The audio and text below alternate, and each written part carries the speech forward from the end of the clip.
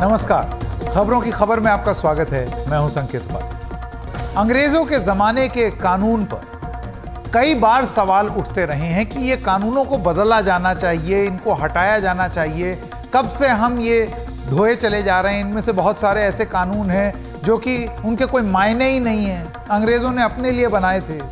एक नए भारत में, एक उभरते हुए भारत में इसकी कोई ज़रूरत नहीं है।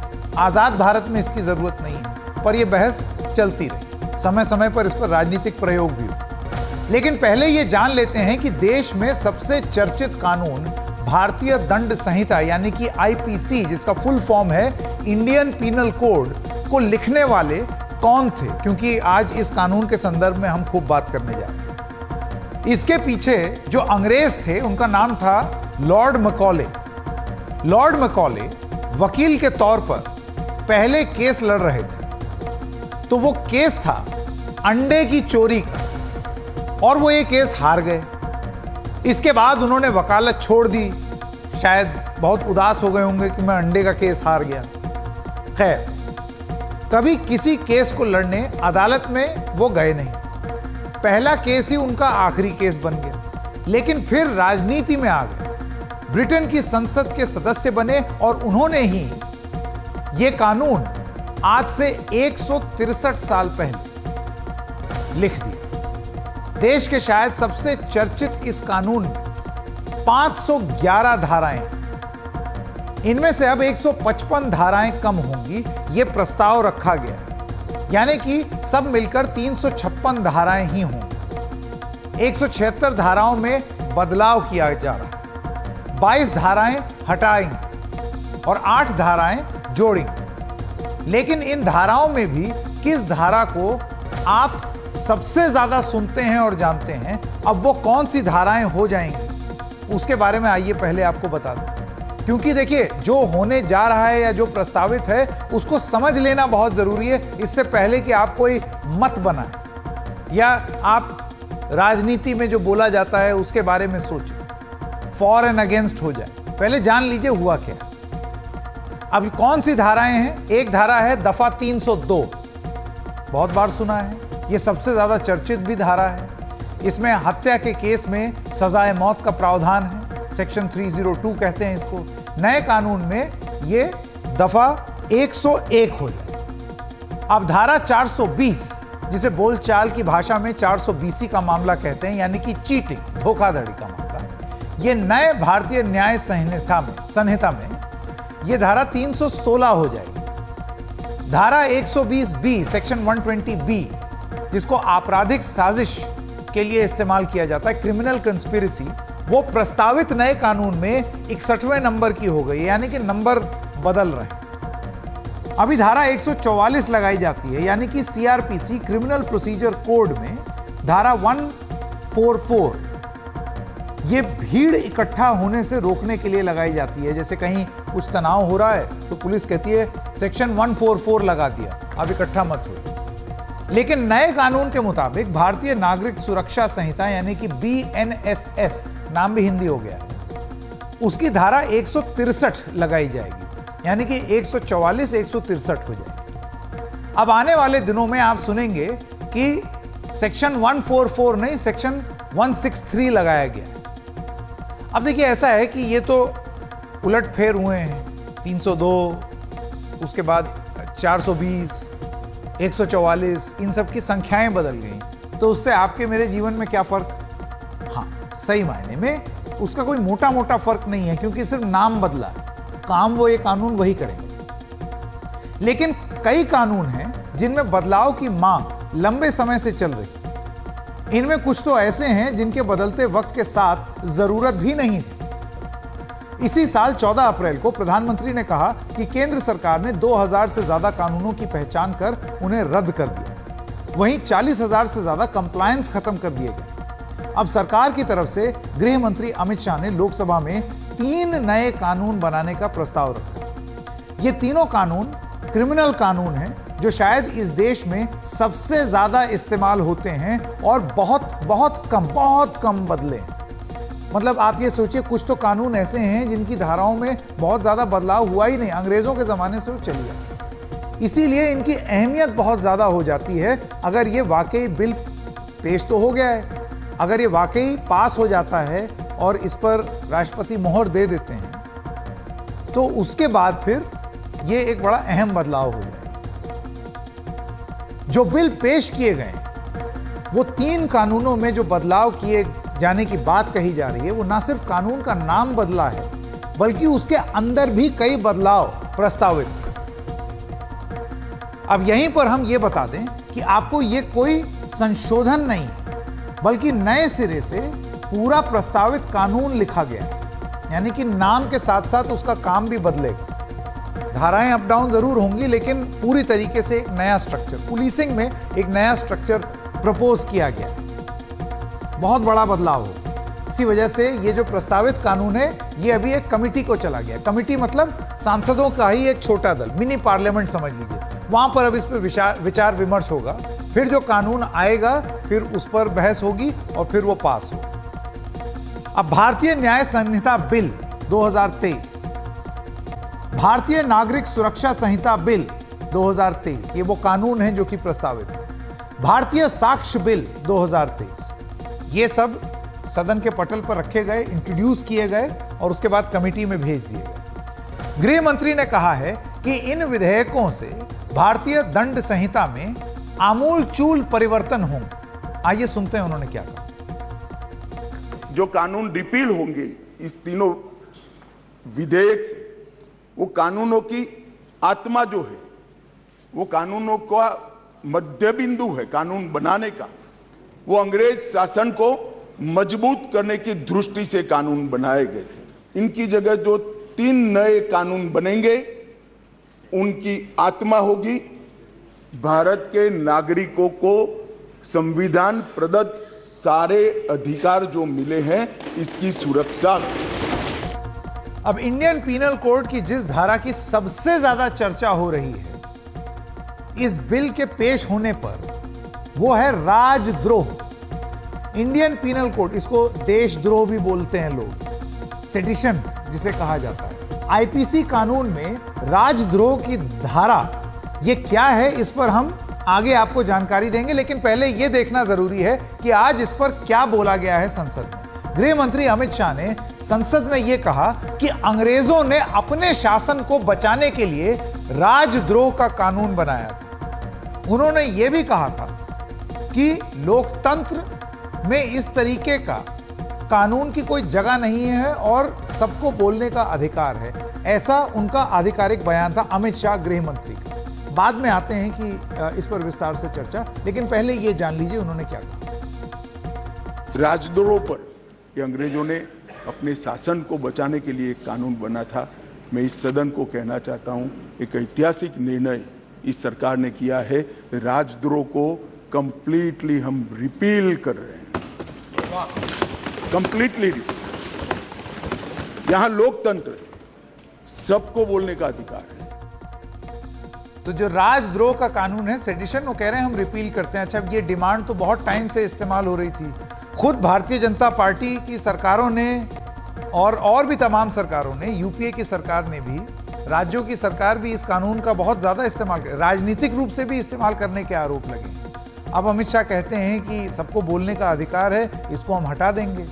तो ऐसे देखने में ये लगता है कि ये तो बहुत अच्छी बात बोल गए, वो जो लोग हक की लड़ाई लड़ रहे थे उनके पक्ष की बात हो गई। तीनों बिलों को, जैसे कि मैंने पहले बताया, स्टैंडिंग कमेटी के पास भेज दिया गया है।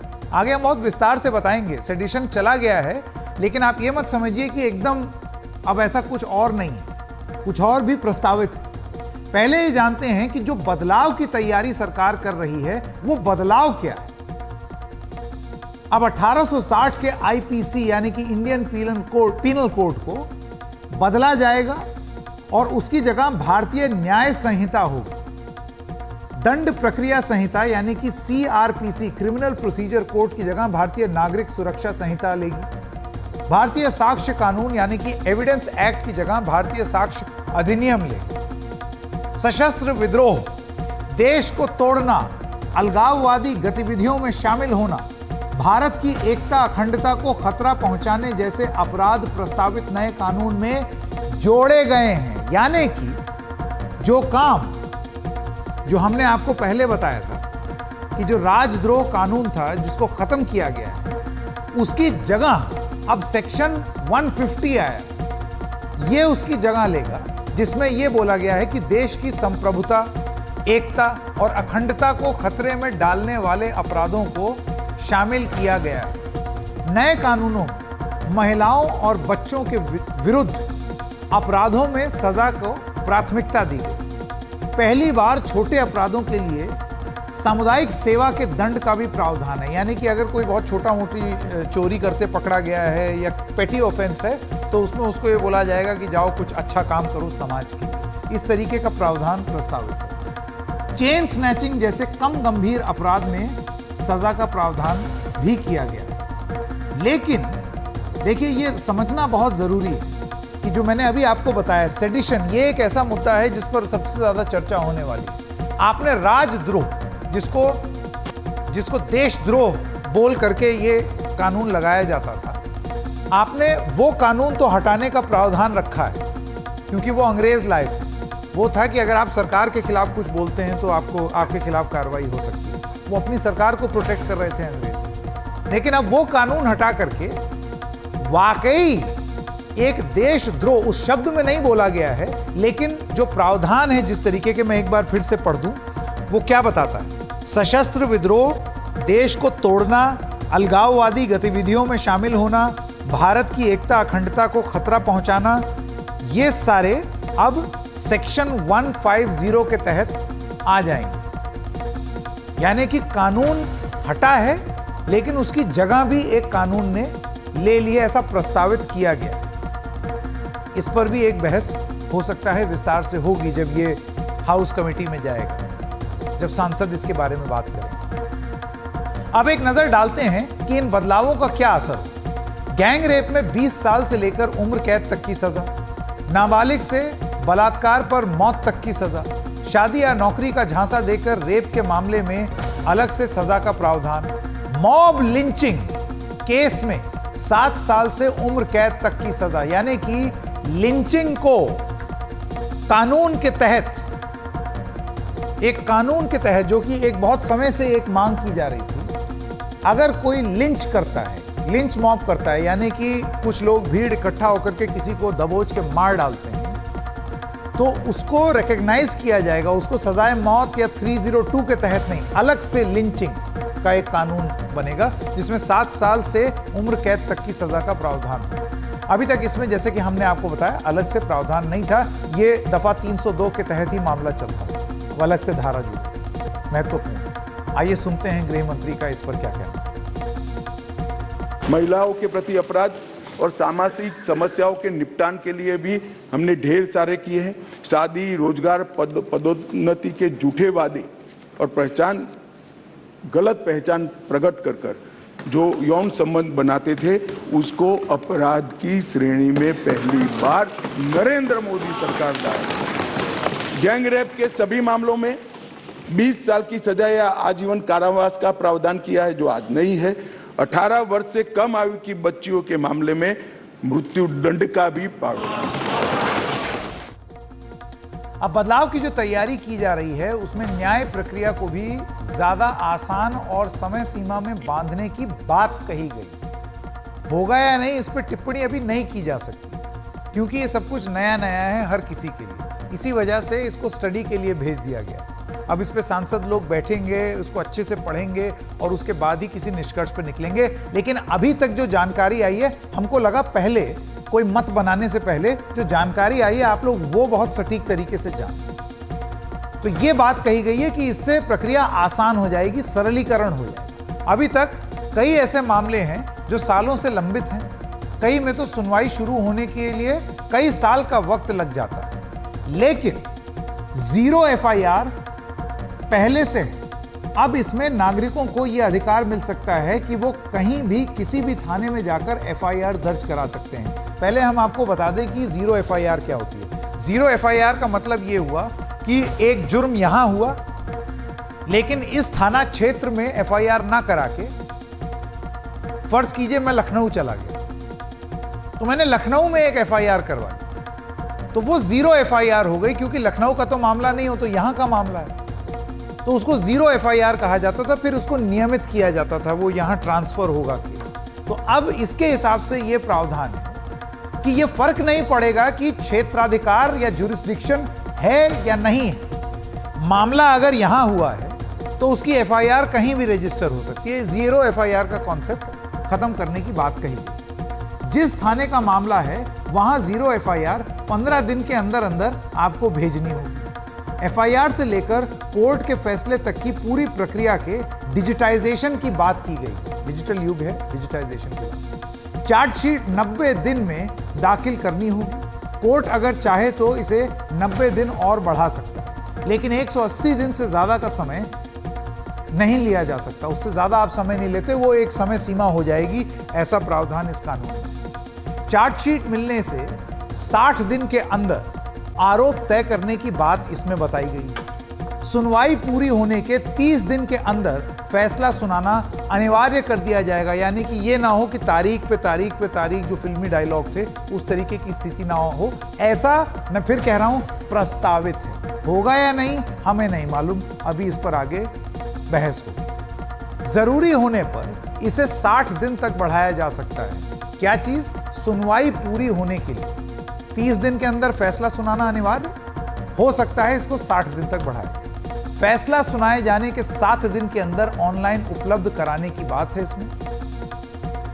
अब समरी ट्रायल को 3 साल की सजा में अनिवार्य किया जाएगा। पहले यह 2 साल तक की सजा में अनिवार्य था।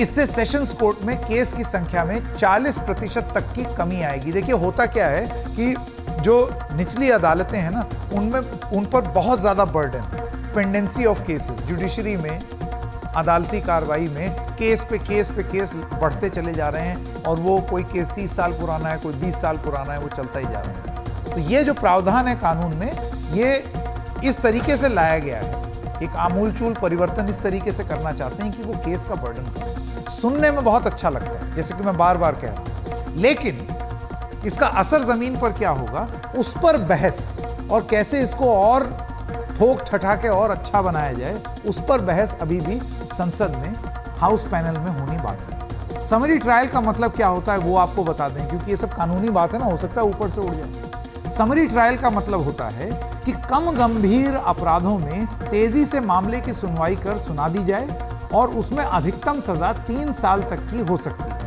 इसमें सबसे खास बात यह है इस प्रस्तावित कानून में कि इस तरह के मामले में कुछ अपवादों को छोड़कर आप सेशंस कोर्ट में अपील नहीं कर सकते हैं, जिसकी वजह से सेशंस कोर्ट में केस कम हो जाएंगे, यानी कि कोर्ट में भीड़ कम हो जाएगी। ऐसा मैं फिर कहता हूं, प्रस्तावित। अब आइए सुनते हैं कुछ बयान, इस पर अलग अलग लोग, ये जो प्रस्ताव रखा गया है इसको किस तरीके से देखते हैं, उनकी क्या थिंकिंग है। रविशंकर प्रसाद सीनियर एडवोकेट हैं और सांसद हैं बीजेपी के, विवेक तंखा सीनियर एडवोकेट हैं और सांसद हैं कांग्रेस पार्टी के। दोनों क्या कहते हैं आइए आपको सुना। ये तीनों बिल ऐतिहासिक है। भारत की क्रिमिनल न्याय प्रक्रिया को मजबूत करे, टेक्नोलॉजी का समावेश करने और कोर्ट में जल्दी निष्पादन के लिए इन प्रावधानों का इनकी बहुत आवश्यकता थी। और बहुत सारे प्रावधान तो औपनिवेशिक काल के हैं। तो आज माननीय प्रधानमंत्री का अभिनंदन, माननीय गृह मंत्री का अभिनंदन कि जो लॉन्ग ओवरड्यू कि लोग भागे हुए ट्रायल नहीं हो रहा है। एसपी साहब डीजीपी हो गए, गवाही नहीं देने आ रहे हैं।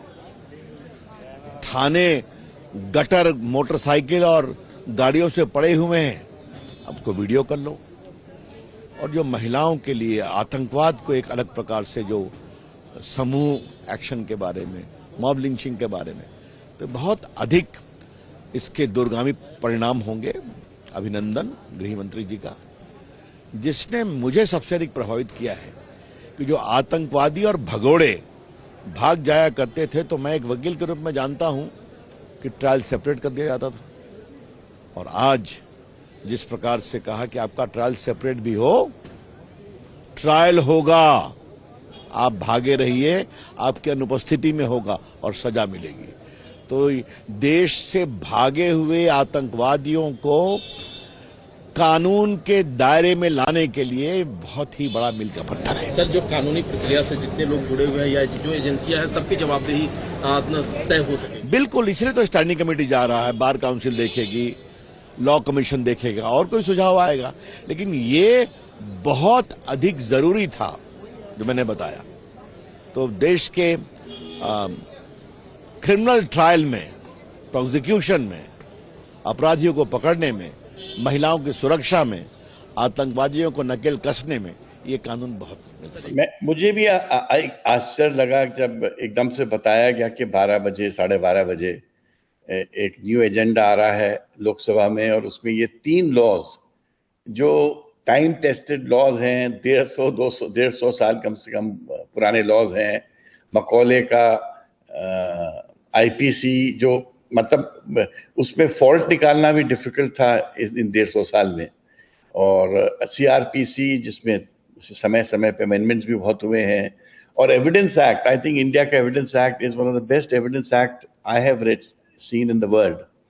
एंड मे बी हो सकता है कि कॉलोनियल टाइम की बातें हैं, ये ब्रिटिश टाइम्स में चीजें बनी थी, बट ये जो चीजें बनी थी ये बड़ा ये स्टैंडर्डाइज्ड डॉक्यूमेंटेशन था, जो डॉक्यूमेंटेशन लॉजिकल भी था, जो डॉक्यूमेंटेशन हमारे जूरिस्प्रूडेंस से मिलता भी है और हमारा जूरिस्प्रूडेंस की बेसिस में 1.5 साल से चल भी रहा था। तो मेनली उसका नाम बदल देने से, उसका एक प्रकार से इंडियन करण कर देने से मेरे को नहीं लगता कोई फर्क पड़ने वाला है, कोई लॉ में कोई फर्क पड़ने वाला है, कोई ट्रायल में फर्क पड़ने वाला है, या डिस्पोजल ऑफ केसेस में फर्क पड़ने वाला है। ये जो जितने टेक्स्ट थे ये सब इंग्लिश में थे क्योंकि 150 साल से लॉर्ड मकौले ने जो ड्राफ्ट किया था, जो पूरे वर्ल्ड ने एक्सेप्ट किया, खाली इंडिया नहीं इसको फॉलो करता है। जितनी कॉमनवेल्थ कंट्रीज होंगी, अगर आप देखोगे 90% कॉमनवेल्थ कंट्रीज में ये लॉ फॉलो हो रहा है। तो अगर इतने सारी कंट्रीज फॉलो कर रही हैं तो कोई आई डोंट थिंक कोई गलत चीज होगी इसलिए फॉलो कर रहे हैं। तो प्रॉब्लम मुझे ये दिखती है कि BJP wants to give a perspective of change हर जगह। आप अगर सेडिशन के लॉ में कुछ अमेंडमेंट्स लाना चाहते थे, संशोधन लाना चाहते थे, तो वो आप एग्जिस्टिंग लॉ में भी ला सकते थे। उसके लिए आपको 300, 350, 400 सेक्शंस का एक एक्ट को रिपील करने की क्या जरूरत है, नया एक्ट बनाने की क्या जरूरत है। आपको मुश्किल से 2 सेक्शंस 3 सेक्शंस से चेंज करने थे। 153A आप चेंज करते, 1-2 और सेक्शन चेंज कर देते। आप अगर चाहते थे कि सेडिशंस को रीडिफाइन करना चाहिए, वैसे तो सेडिशन रीडिफाइन हो चुका था सुप्रीम कोर्ट के जजमेंट्स में, आज नहीं, 60 के और 70 के दशक से रीडिफाइन हो चुका था। मगर इट इज जब पुलिस एंड एग्जीक्यूटिव उसका इंप्लीमेंटेशन करती थी तो उसको मिसयूज करती थी। आपको याद होगा ट्विटर में लोगों को सेडिशन में अरेस्ट किया गया फॉर ट्वीट्स।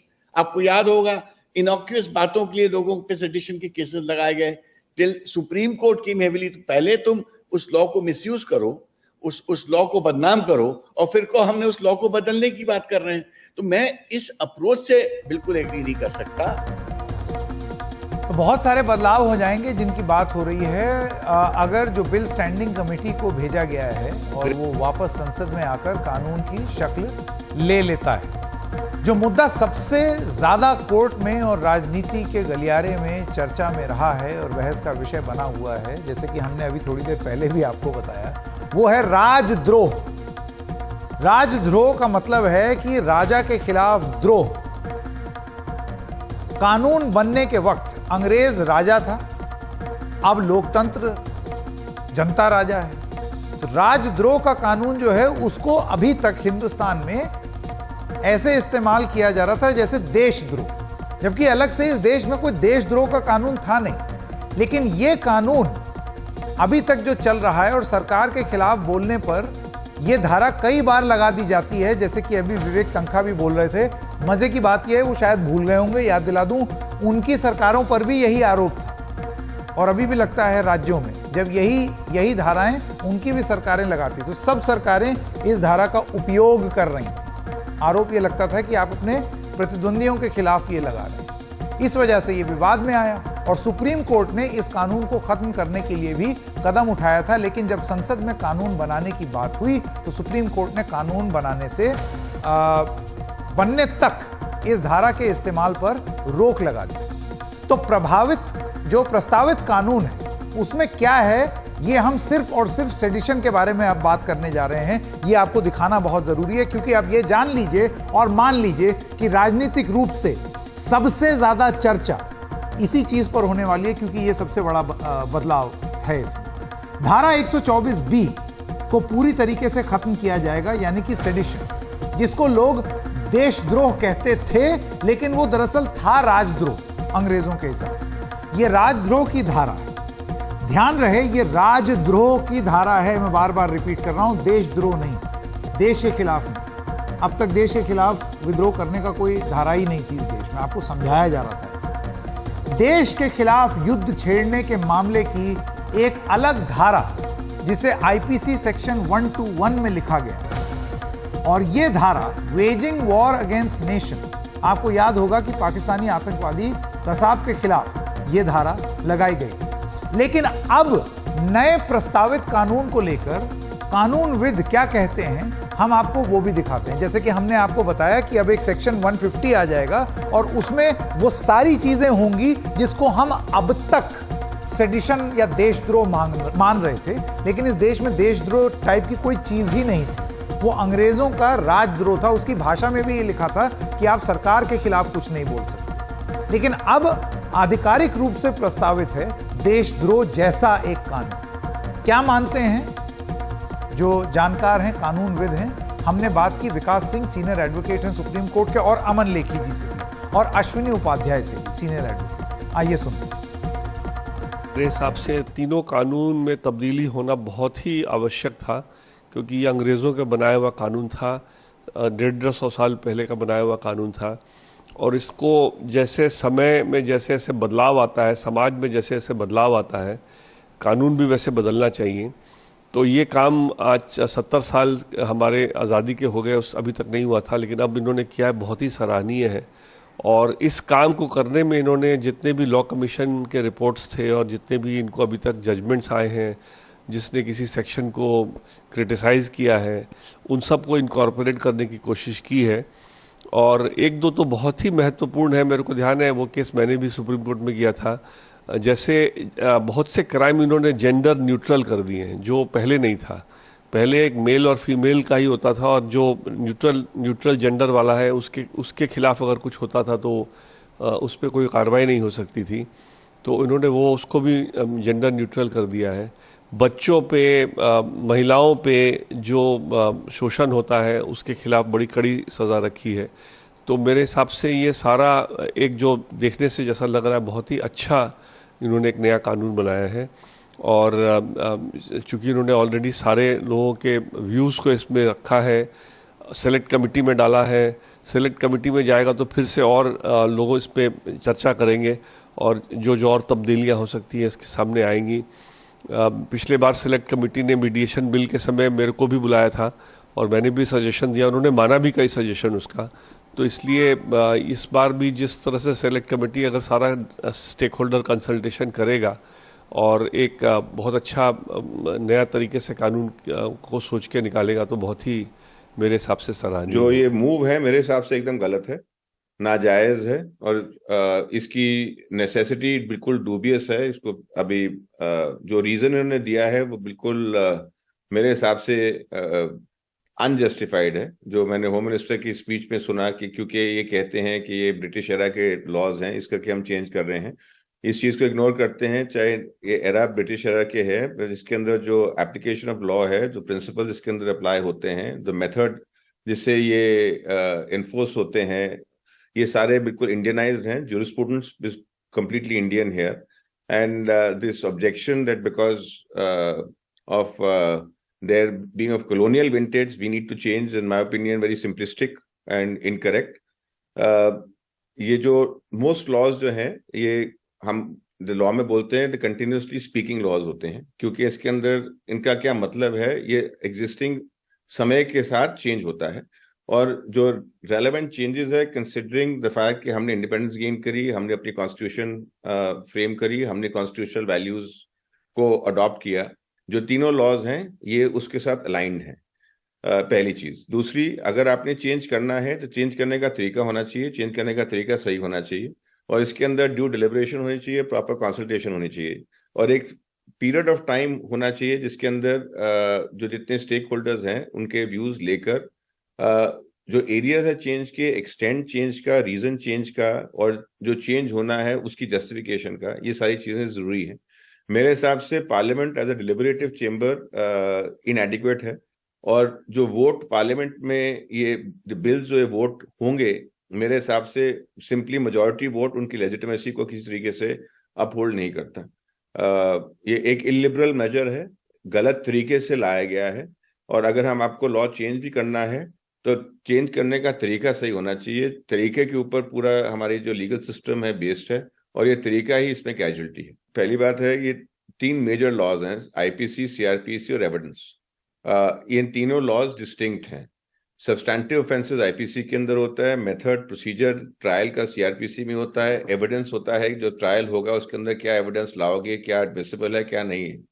ये तीनों लॉज इकट्ठे डिबेट हो ही नहीं सकते, ना ये तीनों लॉज इकट्ठे लाने चाहिए, बिकॉज ईच लॉ की एक अपनी एक इम्पोर्टेंस है, और जो उसके इश्यूज हैं वो इंडिविजुअली एग्जामिन होने चाहिए। दूसरा, इस सेडिशन के बारे में इसके बोल रहे हैं किसी तरीके से इसे जस्टिफाई कर सके, वो ये एक सेल्फ डिफीटिंग आर्गुमेंट है, क्योंकि नॉटविथस्टैंडिंग के सेडिशन के भी एक कॉलोनियल लेगेसी थी, इन्होंने ही जस्टिफाई किया था, और मैंने इस जस्टिफिकेशन को डिफेंड किया था, क्योंकि मेरा एक मानना है कि मेरे लिए बिकॉज एक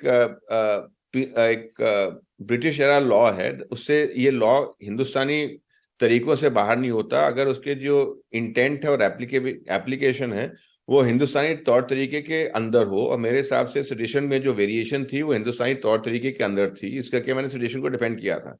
बड़ी मेरे को अजीब बात लग रही है कि सेडिशन को इन लोगों ने पूरा टाइम डिफेंड किया, और अब सेडिशन के बेसिस पे बोल रहे हैं हम ये चेंज ला रहे हैं। ये एक बड़ा पैराडॉक्सिकल सी चीज है जो बिल्कुल जिसका कोई सेंस नहीं है। ये 3 कानून बदलने से स्पीडी जस्टिस अभी भी नहीं होगा, 1 साल के अंदर न्याय नहीं मिलेगा।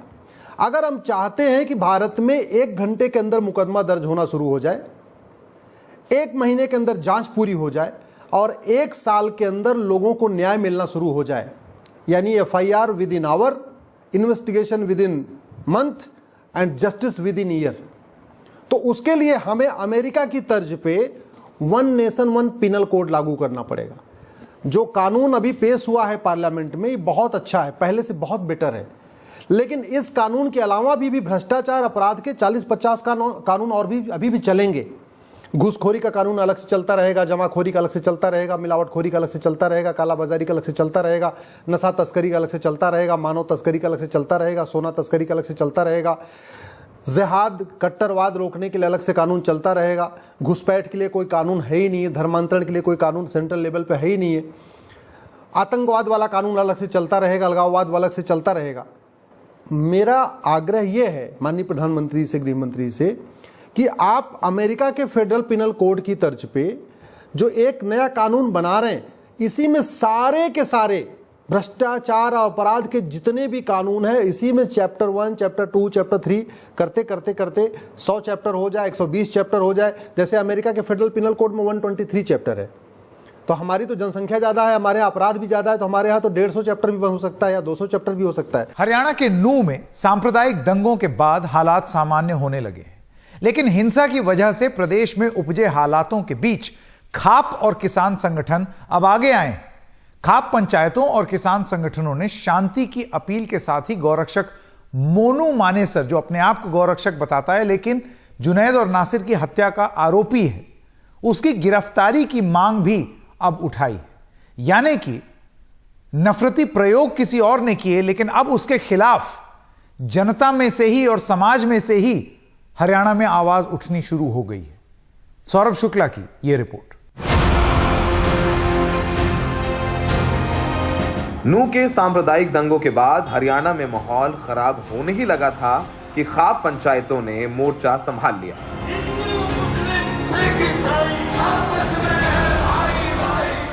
तस्वीरें हरियाणा के हिसार जिले की हैं, जहां खापों ने माहौल खराब होते देख मुसलमान और हिंदू दोनों समुदायों के जिम्मेदार लोगों को बुलाया और आपस में भाईचारा बनाकर रखने की अपील की।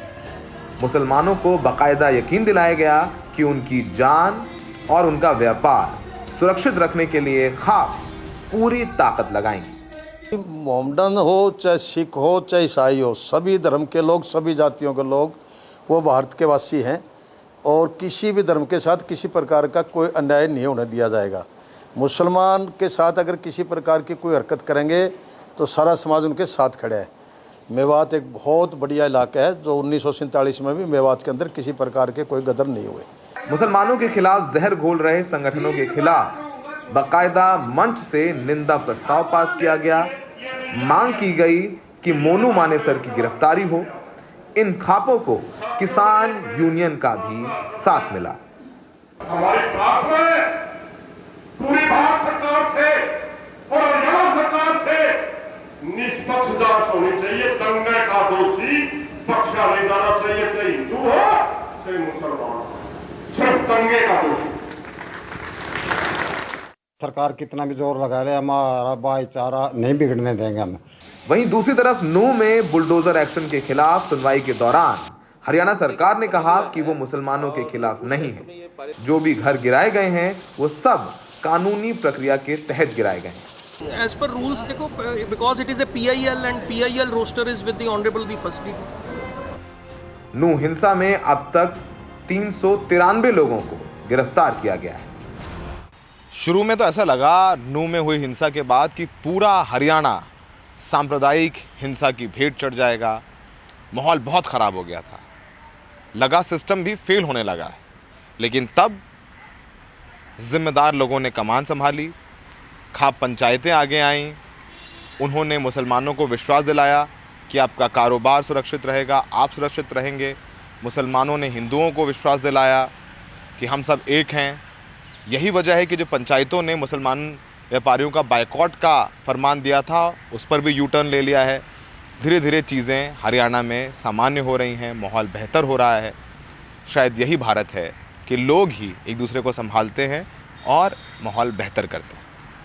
सहयोगी सुदेश कुमार राम, सुनील रवीश के साथ कैथल से सौरभ शुक्ला, NDTV इंडिया। और खबरों की खबर में इतना ही। नमस्कार।